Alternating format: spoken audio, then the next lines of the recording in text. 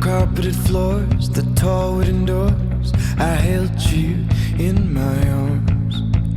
Junebug, I'd burn down a picture of a house, say it was ours,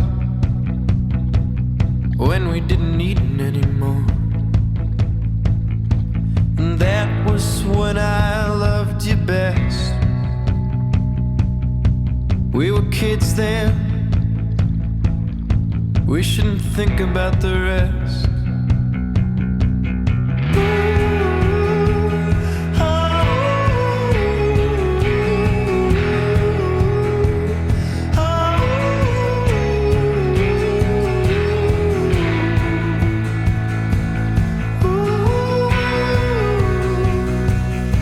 You'd put the moon in a basket on your bike front by the coast. The way you faced it up in pale grief, you were a ghost. You like to play with darkness, all the universe could give. I was the home you once tried to escape the dark in which you lived.